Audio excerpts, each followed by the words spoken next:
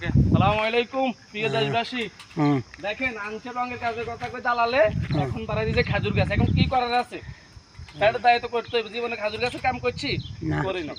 এখন ভাই আমলে কোন আমি খেজুর গাছের কাজ করছি কোন সময়? না না না না এখন সাক্ষী আছে। কেমনে যে খেজুর গাছের ছিলে কেমনে কি করা কেমনে খেজুর লওয়া এটা তো জানি না। যে কাঁডা হাতে বইরে যে সব গেলা দিয়ে ঢুকে পেটে দেয় কি করুম খাইতে হইব। আর এখন তো ফ্যামিলিতে বুঝতে ইচ্ছেছি না কত কষ্টে আছি প্রবাসে।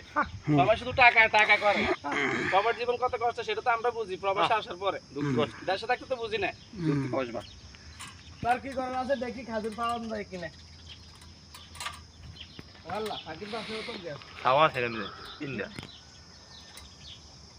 ওরে খেজুর তো ঠিক আছে কিন্তু কাঁড়া না কাঁড়া সব ঢুকি যায় কেমনে প্রবাসে আম করে হারাইলো কি প্রবাসে আইলো।